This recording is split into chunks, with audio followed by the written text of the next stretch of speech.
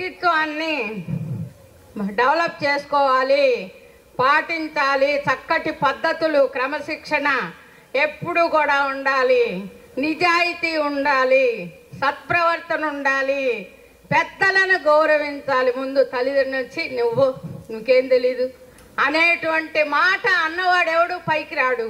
గుర్తుపెట్టుకోండి, తల్లిదండ్రులను గురువులను గౌరవించలేనటువంటి వ్యక్తి ఏ రోజును కూడా అభివృద్ధి సాధించలేడు. కాబట్టి మన తల్లిదండ్రుల్ని గౌరవించుదాం, వాళ్ళ కష్టాలని తెలుసుకుందాం. నాకు 10,000 కావాలి అని ఈజీగా అడుగుతారు. ఆ 10,000 ఎంత కష్టపడితే మా అమ్మ నాన్న ఇవ్వగలరు అనేటువంటి ఆలోచన దృక్పథం ఉంటే ఆ పిల్లవాడు పైకి వస్తాడు. అందువల్ల విద్యార్థులారా, మిమ్మల్ని అందరినీ నేను కోరేది ఒక్కటే, మీరు అటువంటి ఆలోచన విధానాన్ని, సత్ప్రవర్తనని పెంపొందించుకొని మీరు అభివృద్ధిలోకి వస్తారు.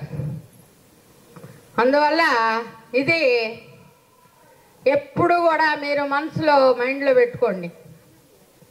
ఒక రాజుగారు, రాజుగారు యుద్ధాలు చేస్తుంటాడు, అన్ని ఆక్రమణలు చేస్తుంటాడు. వాళ్ళ మంత్రి గారు